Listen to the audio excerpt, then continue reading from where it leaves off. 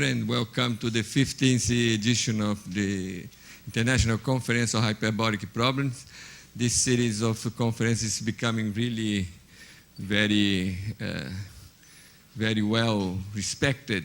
Well, we have an exciting group of people to give talks here, and we just hope to live up to the standard of this series of conference that is really very high and very good. So I will pass so I just remind you that about some practical things. First about the lunch. So I hope you all observed that you received some vouchers for the lunch. So we will do something very simple in the same way we do every day here at IMPA. So it will be in the cafeteria. And the lunch is very simple, as you see. But you have some alternative. If you don't want to have the dish, the regular dish, you may have a sandwich. So this voucher gives also this alternative to you. We also are advertising the dinner, the conference dinner for Wednesday. So you may register for the dinner in the registration stand in the lobby of IMPA. So by now, I think this is all I have to tell you. So thank you very much. Again, I will pass the word to Felipe Linares, who will also give you some words. Okay, good morning, everyone. It's a really great pleasure to have you here. I'm very glad that you could come and participate of the International Conference of Hyperbolic Problems. So before continuing, I had to acknowledge several institutions and people that help us to make this event possible. And I'm going to begin with the agencies that give some financial support for this event.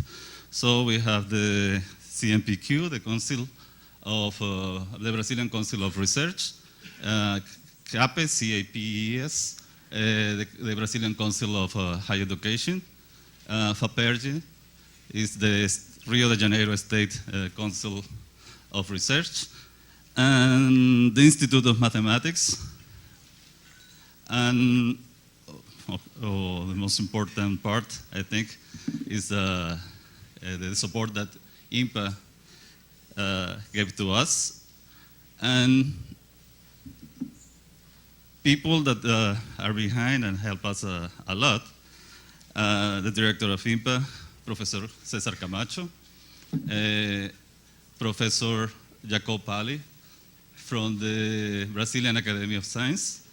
He helped us bring in Professor Leons to participate of this conference.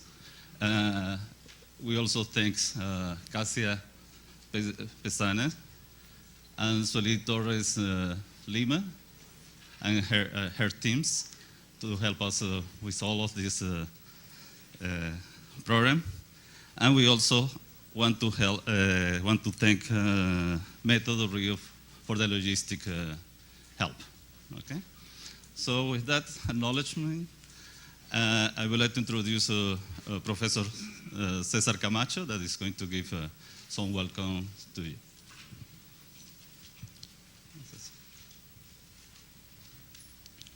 You can see it.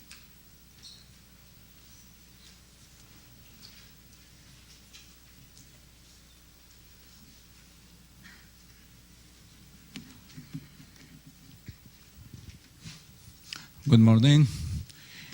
It is a pleasure to welcome all participants in this 15th International Conference on Hyperbolic Problems, HYPE 2014. This is a special honor for us since this series of biannual meetings initiated in 1986 is for the first time held in Brazil and indeed in Latin America. I wish to take this opportunity to make some brief considerations concerning mathematics at IMPA and in Brazil that might be of interest to you. Since the beginning of this century, the mathematical activity in Brazil has consistently increased, especially at IMPA. where the number of researchers in our scientific staff increased by 50% in the last 10 years. At the same time, the number of scientific visits more than tripled during that period. Right now, INPA receives more than 700 a month a year of visiting researchers, with approximately half of them in postdoctoral positions held by young mathematicians.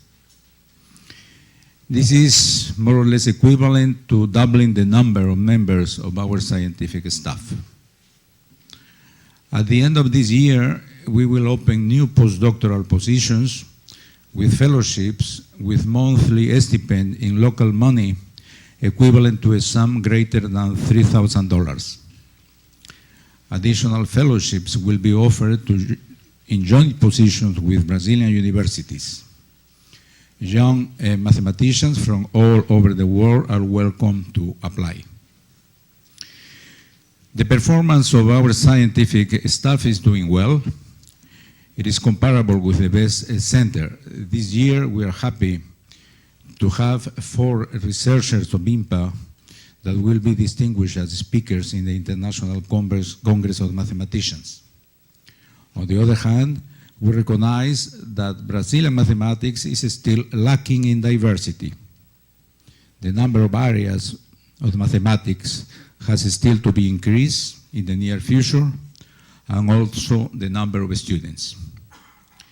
Recently, INPA received a very important donation of a piece of land contiguous to INPA with an area much bigger than that of the present location. This will allow us to increase the number of students to whom we will be able to offer residence and the number of research visitors as well. Along this direction, you probably know that we organize at INPA a large-scale Olympiad of Mathematics for the students of public schools in Brazil, that each year involves the participation of 18 to 19 million of students, which is about 10% of the Brazilian population. Certainly, this is a source of talented students that will be important for mathematics in the future. How to proceed with this expansion is still under discussion, but certainly it will be a slow and careful process, especially when dealing with the size of our scientific staff. To finish, I would like to thank the organizers of this conference, renew our warm welcome to all of you, wishing a fruitful meeting and a nice stay at INPA and Rio de Janeiro. Thank you very much.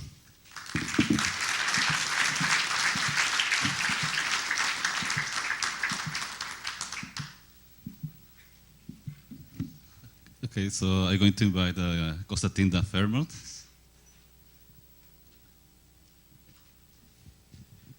Well, thanks to the efforts of the organizers, we are looking forward to a very successful meeting.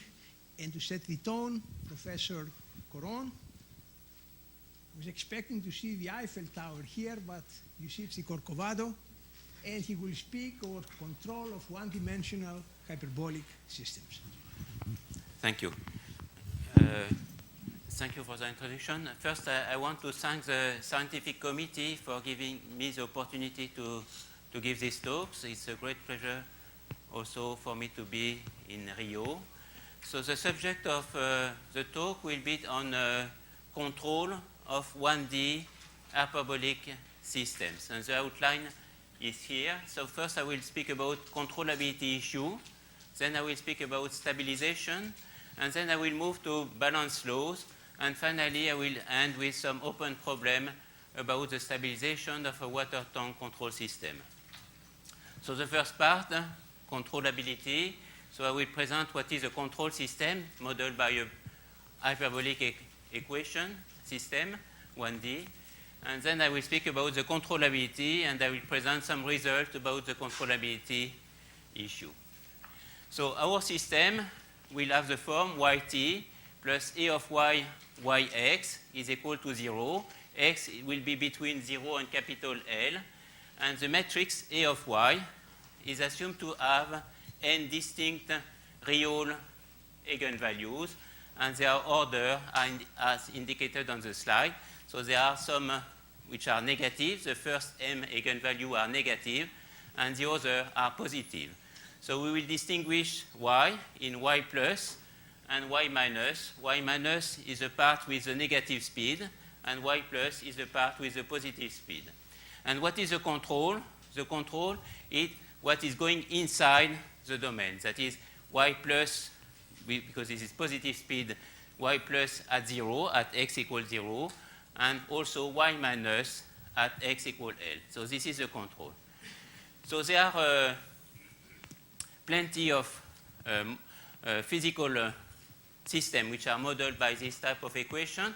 Let me give some examples here. So there will be navigation river, and I will give more detail on this later on because there is a real application. And then there is also irrigation channels. There is also some tubular flow chemical reactor, gas line, gas pipelines, chromatography, and also a subject which is very popular, road traffic. But there are many other examples. And in fact, you can find more examples in a book which is going to appear in 2015 if everything works well. Yeah, because you know, a book, the deadline is always 1 year in front of the present year. Yeah. So it's so the application to the river. So you have a river which is the river La Sambre. It's in Belgium, and you see it's not like Tour de France. It's very flat. It's more comfortable if you want to do bicycle along the path. And here there is a map, and so you have this part of the river, and between the part these two there is some gates, and the gates is the place where there is a control. So what is the modelization? The modelization which is usually used is the Saint-Venant equation. So in this model, the horizontal velocity does not depend on the altitude of the point. So this is v of t and x. This is the horizontal velocity. And the height of the water at the point x and time t is denoted h of t and x. And the equations are given on the slide. There is one which is the conservation of mass, ht plus hvx is equal to 0. And then there is a conservation of momentum, which is a Newton's law, F equal m gamma, which is given by the equation 2. And the flow rate is just the product of the height of the water times the velocity of the water, the horizontal velocity. These equations are due to Saint-Venant, and the key point is in red now. You see, usually it says that when you are more than 50, the game is over in mathematics. But he found his law when he was 74, something which is, I find more and more encouraging. The equation, you can write it in this form, yt plus a of y, yx, and in this case, in fact, a of y is in fact diagonal. This is the y is given by 1 and 2, and you have this equation. But this is very special. Usually, if the system is n times n, usually it's not diagonal, but in this case, it's a diagonal system in some suitable variables. And the boundary condition is explained on this slide. You have a gate which is under repair. It's out of the water. And the motion of the control is the motion of what is above the gate, which is called the lip of the gate. So you have this type of boundary condition, and the gate which was presented is this one. So you have y plus t0, which is prescribed with the control, which is given here. So this is the control system. This is an example here. But there are plenty of other examples where you can use the method that I'm going to describe now. The first question, if you have a control system, is the controllability issue. You start from a point y0, this is the initial data, and you want to move to a point y1, which is a target. And the question, is it possible to do this motion by using a suitable control on the system? And we are going to look to a local result, that is y0 and y1 are going to be close to some equilibrium y star. And then let me start with a very simple example, maybe. You consider the simplest partial differential equation, which is a transport equation, yt plus yx is equal to 0. X is between 0 and capital L, and the control is yt0. And then you can give explicitly the result about controllability, because you can compute explicitly what is the solution. You start from y0, and you see that on the green line, the y is constant. So clearly, if the time is too small, if the time is less than capital L, this is this type of picture, and you will not be able to move to change the value of y here by using the u of t. So if the time is less than capital L, the system is clearly not controllable. But this is the only obstruction. If the time is larger than capital L, then there is no problem. For example, if you want to reach 0, you just put 0 here. And at the end, you will get 0. And then you have the controllability if and only if the time capital T is larger than capital L. So this is for this simple example. But this can be generalized, and it has been done, and it is on the next slide, by Li and Rao, who gives the optimal time. If capital T is larger than Tc, where Tc is defined by equation 1, then you have controllability. And if it is less than Tc, you do not have controllability. I would like to mention some some complements work.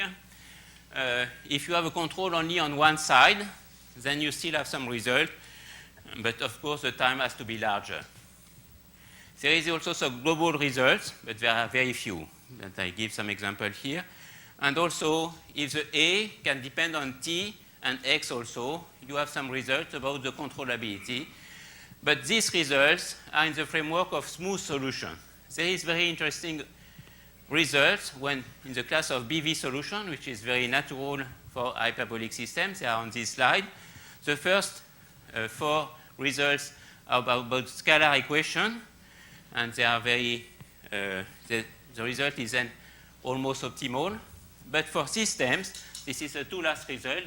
The first one is by Bresson and Coquelicet, which gives some counterexample. There is some cases where you cannot, if you start from some equilibrium, then it's quite possible that you cannot reach equilibrium in finite time because of shocks. They prove that whatever you do on the boundary, you will still have plenty of shock inside the domain. But there are some positive results for different equations for the still systems. The first one is due by Olivier Glass, who proved for the Euler equation of compressible fluids that you indeed have this local controllability. So in this case, so when it's nonlinear, but you have a BV solution, the situation is not completely understood, I think. I would like now to sketch a proof of Li and Rao result in the case of smooth solution. This is C1 solution. And we will see where we need to use the fact that we consider smooth solution. So you take capital T, which satisfies the condition 1, and then you take T1, which satisfies the condition 2 and 3. And then I'm going to do some picture. You consider this square, this rectangle, and then you start with the initial data y0, which is given. This is the initial state. And then on the boundary, you put what you want. And you let evolve the system. So you get a solution. And then you do the same backward. But you have to be careful. Here you prescribe the plus part of y, but now you are going to prescribe the minus part of y because you are going to go backward. This is a place where, again, this is the first place where you need to be careful if you look for BV solution because it's not well posed backward. And then you do this. Y1 is the target. This is the state where you want to go. And then you consider the trace in the middle. And you extend it so you get this value on the green line. This is the value of y on the green line. Then you forget everything. You keep only this value. And finally, you consider, now you exchange x and time. You consider as x as a time, and x is the t is a spatial variable.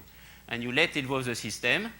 and you do this way and also on the right, and you get the solution. That is the y that you get in the rectangle. Then you just take its trace, and you get the control, which allows you to move from y0 to y1. Now, dissipative boundary condition. So this is also a very important issue for controllability problem, for control problem. You want to stabilize some equilibrium which may be unstable without the feedback law. Everyone knows the experiment of the stick that you have on the finger. If you do not move the finger, then the stick is going to fall down. And what you do, you move the stick, you move the finger, depending on the position and the speed of the stick, in order to stabilize the system. So this is done, but maybe before there is a break, yeah. This is a break for my book. Okay. So this is the experiment that this one is more complicated because you have two rods, and they can move freely with this center of rotation. So it's very difficult. If you try to do it at home, you will never succeed to do it. But the machine is going to succeed to do it. It's going to stabilize the system. This is some experiment which you can see at La Villette. And there is only two things which are measured. The position of the cart, which is the position of the finger if you want, and also the angle of the vertical, between the vertical and the first rod. You measure nothing on the second rod. Okay, this, I think you cannot do it at home, but something that you can do at home, it is in this movie Vertigo, and the guy is James Stewart. Yes? So this is working rather well. But as for every experiment, there is some danger, and I would like to attract you have to be careful, at least for senior people, I think. For young people, I think it's not a problem. It can be painful to your back. So we are going to do this for the hyperbolic equations. We are going to choose the control. This will be feedback law in order to stabilize the equilibrium, which may be unstable without the feedback law. So the situation is exactly the same as before, the same equation. Yt plus A of y, yx is equal to 0 with the same assumption on A of y. And you consider this capital G. And part of this capital G, you can prescribe it, and part is already given by the physics. So there is only part on G on which you can choose. And the question maybe we can ask for the moment is, G is given, let's assume that G is given, on which condition on G do you have exponential stability of 0? And it could depend on the Banach space. So you consider a Banach space of function from 0, L with value into Rn, and you ask what is the condition on F, on A and G, so that you have exponential stability locally for the equilibrium. That is, does there exist a constant C, some epsilon number, such that if the norm of the initial data is less than epsilon, then the norm of y of t in the Banach space capital X is less than C times exponential minus nu t, the norm of the initial data. So we want to find this condition. And I would like to present one of these conditions. And in order to present this condition, we define first the norm. This is the Euclidean norm of X in Rn. And then you define, if you have the matrix K, K will be G prime of 0. G of 0 is assumed to be equal to 0. The norm of K, this is the usual norm. This is the L2 norm of the matrix K. And then you define rho 2 of K. Rho 2 of K is the infimum of the norm of D, K, D minus 1, where D is a diagonal matrix with positive entries. So you have this number, rho 2 of K. And the result that we prove is that if you have rho 2 of G prime of 0, which is less than 1, then you have exponential stability for the H2 norm. And in fact, for every HK norm for every k which is larger than 2, at least equal to 2. So we get this result. So we have to compare with what is known before, because of course there is some previous result. The previous results that, yes, there is also some estimate on the decay, on the exponential decay nu, depending on this number, rho 2 of g prime of 0. And there is some prior result in the Chinese school, which is due to Qin, Zhao, and Li. But this is for the stability for the C1 norm. And so you define the norm of x infinity. So this is the supremum of the absolute value of the xi. Then you consider the norm of k infinity, which is associated to this norm. And then you do the same. You define rho infinity of k. And they prove that rho infinity of k, if rho infinity of k is less than 1, then you have exponential stability in the C1 norm.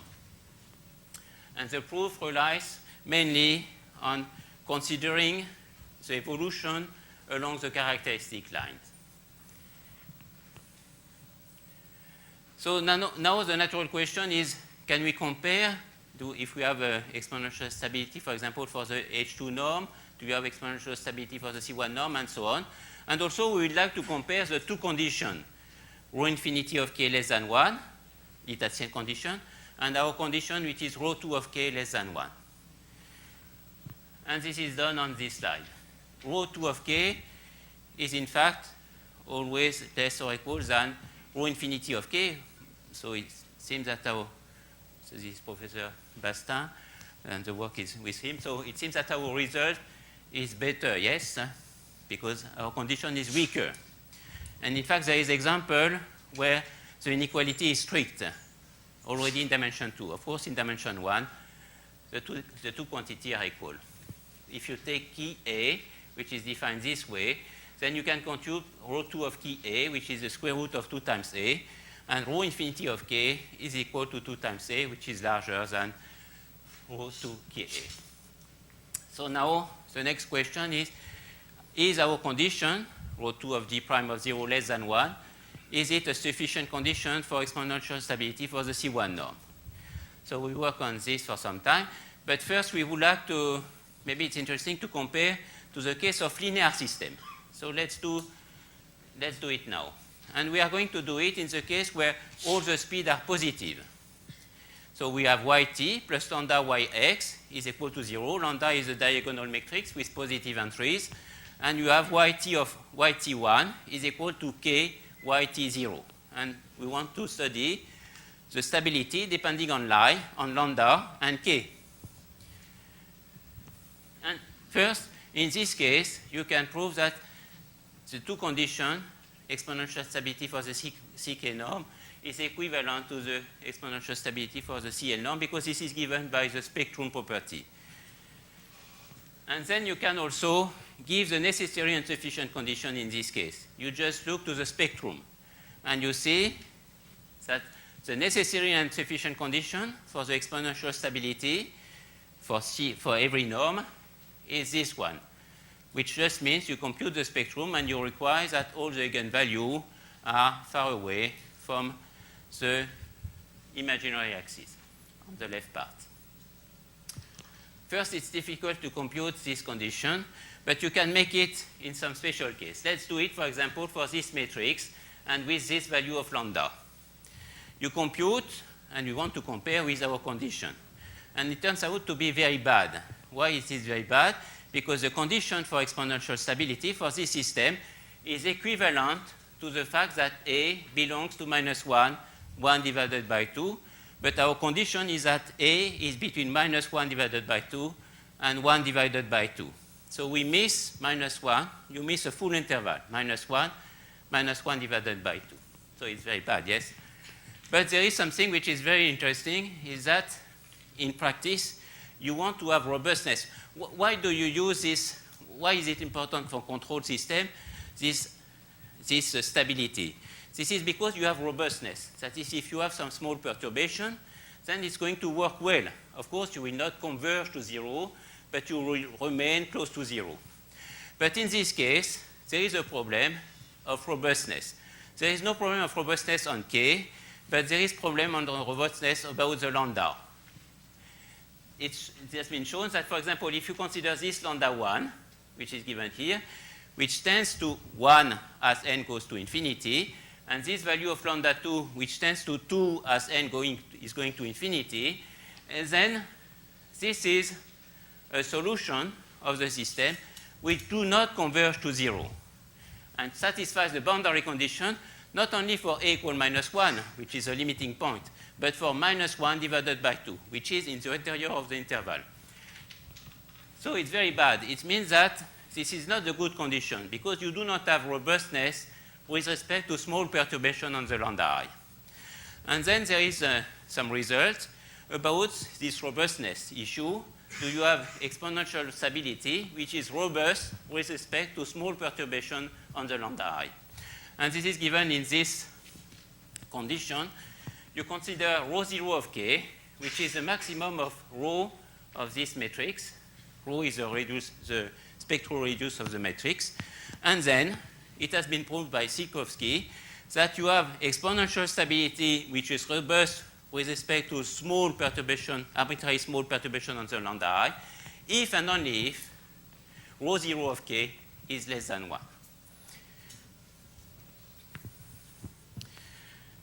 And this is something which is very strange because you require that it is robust with respect to small perturbation on the lambda I, but at the end, you get a condition which does not depend on lambda I.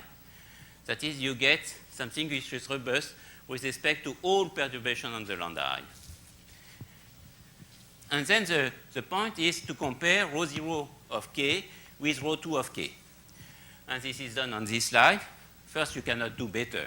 That is, you must have rho 0 of k has to be less than rho 2 of k. But you have equality for until the dimension 5 included. In dimension 6, it's not an equality. You have some example where the inequality is strict. So now the next question is, is this condition, is it sufficient for the exponential stability for the H2 norm, for example, or the H1 norm, or the C1 norm, sorry.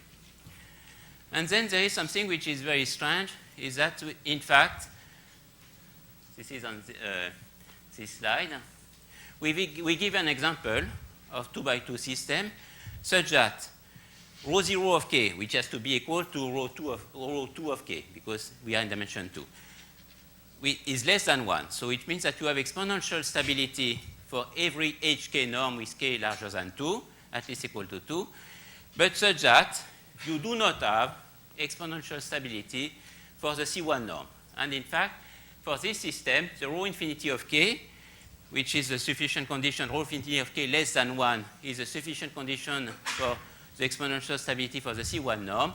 In fact, in this case, it's very close to 1, but larger than 1, of course. So you have an example where you have exponential stability for every hk norm, but you do not have exponential stability, in fact, for every Cm norm. So I would like to, this slide is just an example. This is the matrix. You see, it's going to be very close to be linear. The only thing which is not linear is this one. So you have this number, and you have this strange property, which means that you do not have rational combination of the Ri, which is equal to 0, except the trivial combination. And the k is defined this way. And the condition on psi on eta is also a little strange. Every polynomial with rational coefficient which vanishes on psi eta has to be equal to 0. And then we choose this value of a, this value of psi of eta, so this is just to satisfy the condition. And then you prove that you do not have exponential stability for the C1 norm. And I would like to explain you, and this is done on the next slide, because what happened? Because you see, the condition rho 0 of k, which is rho 2 of k in this case, less than 1, is a condition which gives you exponential stability, which is robust with small perturbation on the lambda I. So you may have expected that in fact, it's going to work for nonlinear system. But the point is that when you allow this perturbation has to be constant. And the point is that if you do nonlinear system, the perturbation is not a constant perturbation. And this is why the condition is different. You have this, so you start, this is the point, you start from this point, you follow the characteristic line, and the point is here. The T gamma, so you see 1, you follow the characteristic 1, and then you follow the characteristic 2, and so on. T2, 2, 1 is different from T2, 1, 2, and so on. So when you will be far away, close to 0, you can choose the value of yx at this point.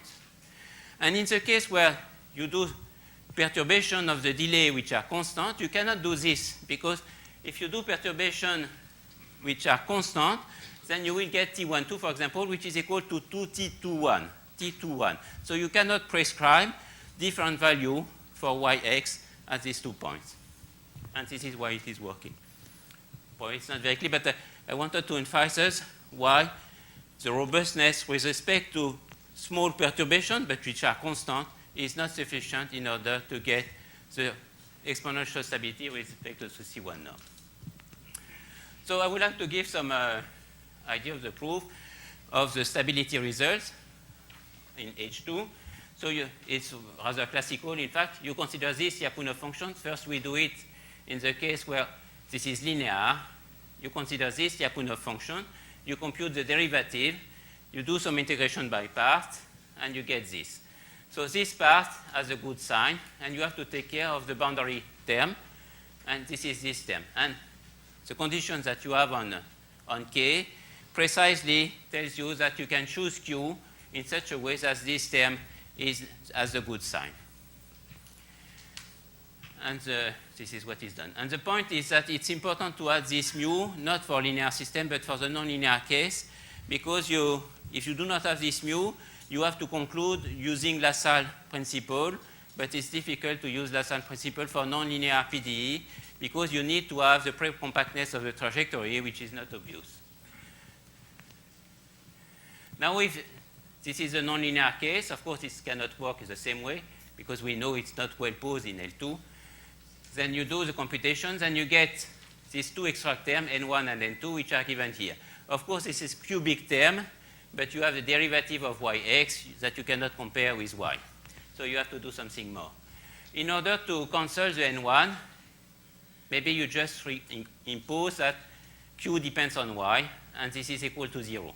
This is what is done here. Then you have a problem with N2, and you get still a cubic term, but there is yx inside this cubic term, so you cannot conclude.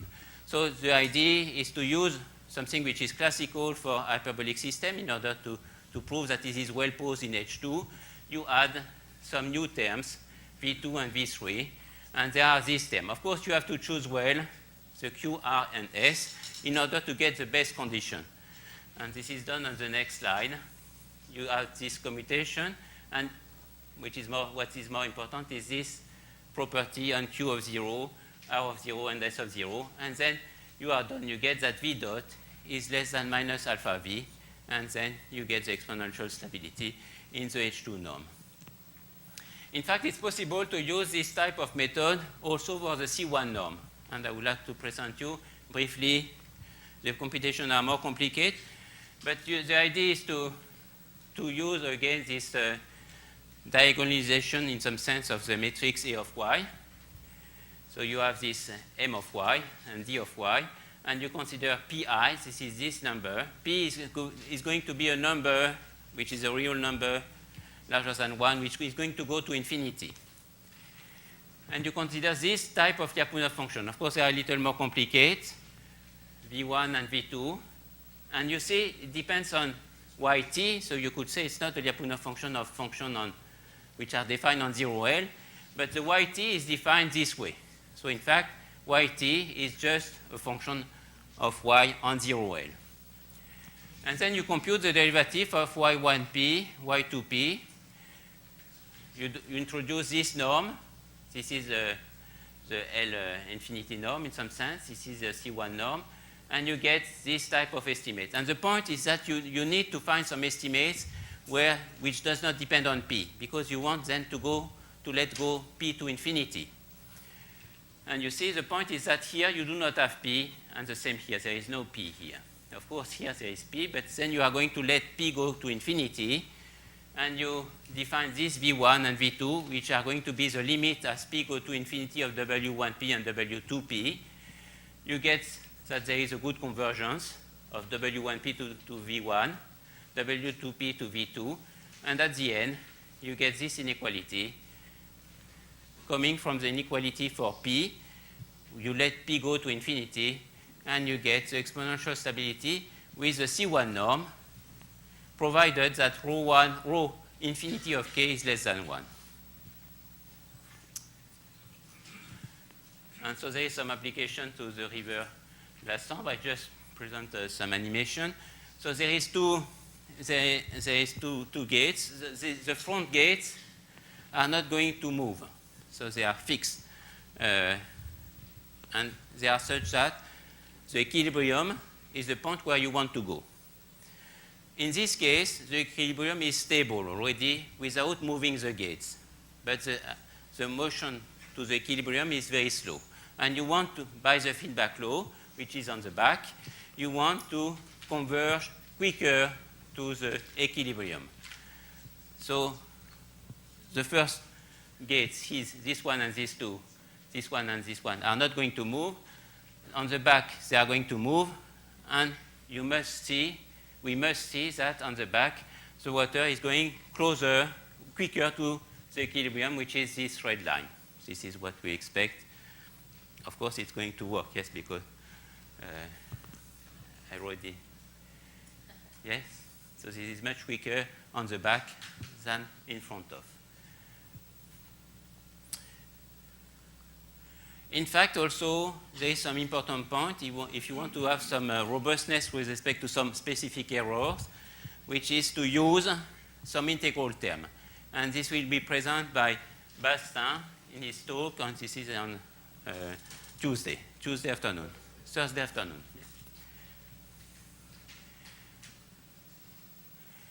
Now I move to 1D balance law. So for 1D balance law, there is a new term, and we are going to consider only the case 2 by 2.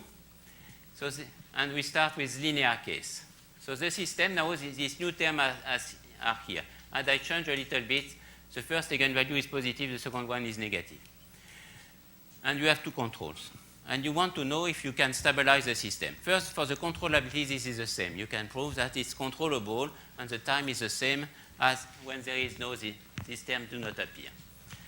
And then you ask, can we stabilize this system by using some suitable control law? And so you try something. You try this. This is very natural because it was working well when there is this zero-order term. You try, maybe we ask for something which is more general, alpha, beta, and gamma. And you want to know if, by choosing the control on the boundary, you can make decrease V. This is a basic tool in control theory. You see, for dynamical system, if you have a given dynamical system, it's difficult to find a Lyapunov function which is going to give you that it's going to be asymptotically stable. But with the control law, it may be simpler because it may be that there are more Lyapunov functions such that you can choose the control in order to make decrease this Lyapunov function because you have the control. So this is why control Lyapunov function is in fact much more useful than Lyapunov function for dynamical system. And it's a very useful tool. So you try this Lyapunov function. And you want to know if you can make it decrease by choosing well the U1 and U2. So in order to see if it's possible, you perform a change of variable, which is given on this slide. This is 1, where phi 2 and phi 3, phi 1 and phi 2 are given by 2 and 3. And then you arrive to this new system where you see there is no, here on the first line, there is no y1 tilde. And on the second line, there is no y2 tilde. So two terms have disappeared. And then you can give the necessary and sufficient condition which ensure you that this Lyapunov function is a controlled Lyapunov function. And in fact, it's not always the case, because the condition is given here. You consider this ordinary differential equation, but you see you have a quadratic term, so you may blow up in finite time. And in fact, the obstruction is just the blow up. If the solution blows up, you will not have, this will not be a controlled Lyapunov function, whatever are the coefficient alpha, beta, and gamma. But if this condition is satisfied, that is, if you do not have blow up before the time 1, the time L, this is L here, then you have, this is a controlled Lyapunov function. And the case of n times n is open. But there are examples, you can construct easily examples, where in fact, this type of controlled Lyapunov function is not going to work. So now the next question, in this case, what can we do? And in this case, we succeed to make it by changing. This is also something which is very classical for finite dimensional control system. You perform a change on the state and a change on the control in order to transform the initial system into a simpler one. In this case, you want to transform the initial system, where there was some extra term here, of order 1, of order 0, into this simple system 1. And the transformation that you use is what is called backstepping transformation. You see it takes this form. And this form is very interesting because you can invert it. If you take the integral from 0 to L, maybe you will not be able to invert it. But if you take the integral from x to L, then you can invert it. And so if you have exponential stability for the y, capital Y system, you will have exponential stability for the Y system. So you try to make it. You compute the equation on capital Y. You find this equation. And the point is it possible to do this transformation in such a way that R1, R2, and R3 are equal to 0. And it's possible to prove, in fact, that you can make it always for 2x2 systems. This is open for n times n systems. And then it is working. But there is something which is important to mention. In the experiment, in the case where you have this feedback law, which was, for example, if the speeds are positive, it's just yt0 is equal to g of ytl. That is, you just need to measure y on the boundary of the system. In fact, in the case of the river, in order to control the slip of the gate, the slip of the gate depends, in fact, only on the measure of the height of the water at that point. So it was very simple to implement. You measure the height of the water, and you find the control. In this case, because, of course, on capital Y, this is exactly the case. But the point is that now the system is not, the true system is with little y. And you have this transformation. Of course, the y, capital Y of 0 is not equal to y of 0. You need to, in order to see what is capital Y of 0, if you know only y of 0, it's not working. You need to know the value of y along the river, in some sense. You need to know the height of the water along the river in order to implement this feedback law. But this is still possible by using some observation techniques. That is, you find some new variables which converge, that you can measure completely, which converge to y of t and x. But this is a little more complicated, but this is possible. And now I would like to finish on some open problems. This is on the stabilization of a water tank control system. So the system is this one. This is 1D, so it's not very physical. You have a 1D tank. There is some water inside. And the control is the force that you apply to the tank. And the modelization is is also given by the shallow water equation, the Saint-Venant equation. You have this formula. And V now is the velocity, the horizontal velocity, with respect to the boundary. That is, on the boundary of the tank, the velocity is equal to 0. And then the equation of the system is a 1D hyperbolic system, 2 by 2, conservation of mass, ht plus hvx is equal to 0, conservation of momentum, and the control is just u of t. On the boundary, the velocity of the fluid, the horizontal velocity is equal to 0. And then you have the classical dynamical equation, which tells you that the derivative of the speed is the acceleration. This is this equation. And the derivative of the position is the speed. This is this equation. So we have again a control system. And then there is some new facts which appears. First, if you linearize around the equilibrium, the system is not controllable. It's also not stabilizable. But thanks to the nonlinear term, it's possible to control the system. This is what I proved in 2002. And the idea of the proof is here. You consider this, this equilibria, which is the tank, the acceleration of the tank is constant, is equal to gamma. It's not zero, it's constant. We forget about the speed of the tank and the position of the tank.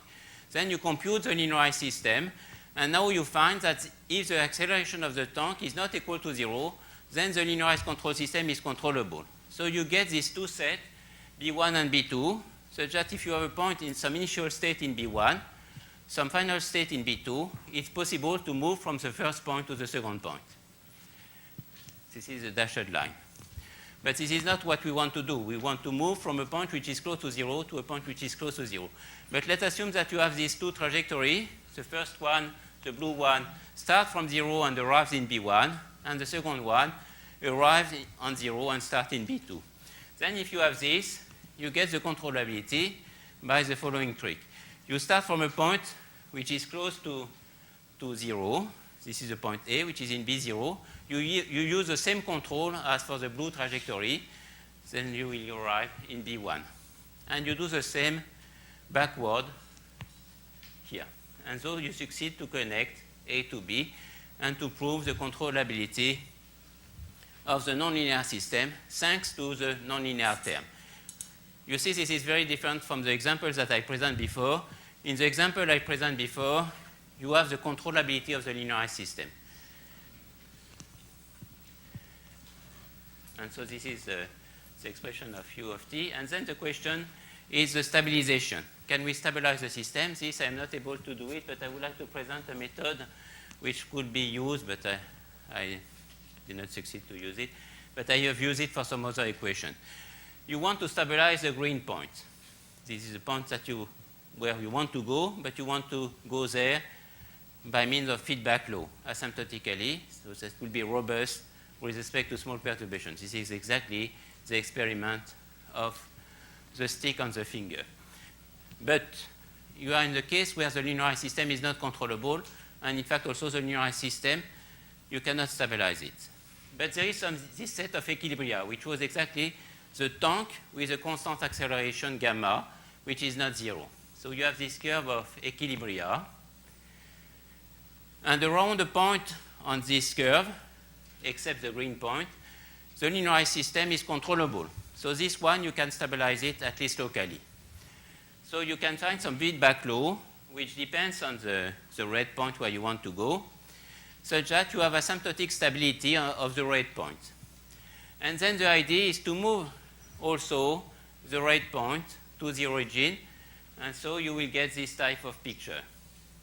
And you will get the asymptotic stability of the green point. I think my time is over, so I have used it for the Euler equation. This worked well for the Euler equation, but for the water tank control system, everything fails down. I'm not able to stabilize this point, and I'm not able to, so it's just not working for the moment. So thank you very much for your attention.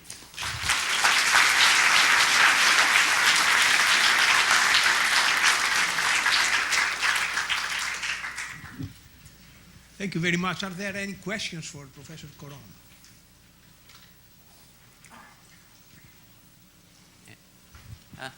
Hello. Yeah. I present you Eduardo Serpa. Do you need a microphone or you can speak No, loud? he speaks louder. He's very Good. young and All don't right. worry. He's teaching also, so he's very...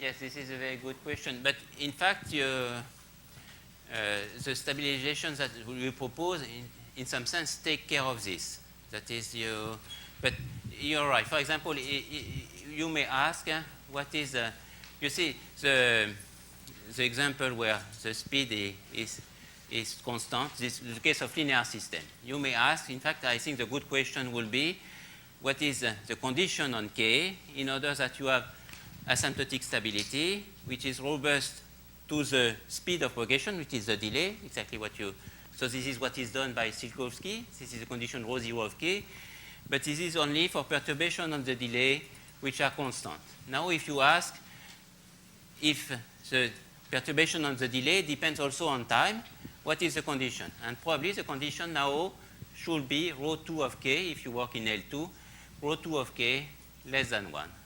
So, and this is related to your question, the delay, if you do not depend on the time, then the condition is rho 0 of K less than 1.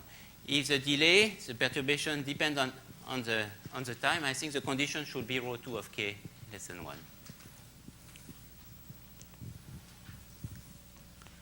Other questions?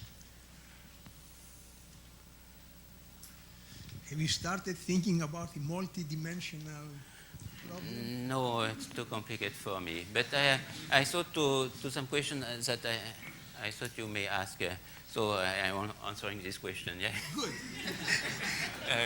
This is for BV solution, because I didn't speak about BV solution, and here there are many experts of BV solution. What will be the condition for exponential stability in the PV class? It's a good, it's a natural. Absolutely. Yeah. So the answer, at least if this is some work that I have recently done with Sylvain Verdosa, Shyam Ghoshal, Olivier Glass, and Vincent Perolaz, we got that, at least for 2x2 systems, the condition is in fact rho 1 of K. Rho 1 means that you take, for the norm of X, we take the sum of the absolute of value of Xi.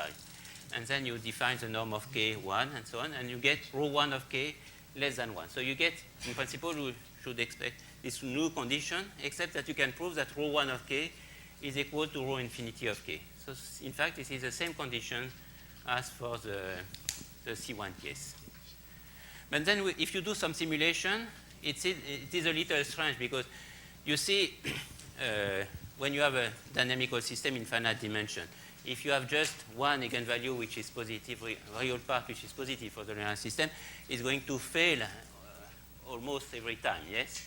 But in this situation, the fact that you lose the exponential stability is only due to the nonlinear term. So it's quite possible that in this case, there are very few initial data such that you do not converge to 0. For example, let's assume that rho 2 of K is less than 1, but that rho infinity of K is larger than 1.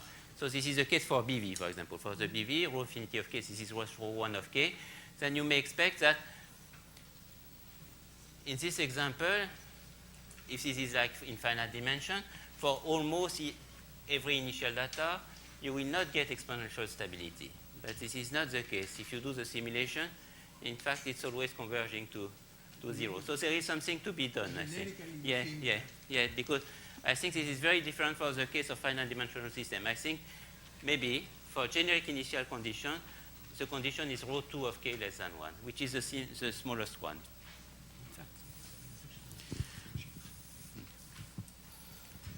Thank you very much.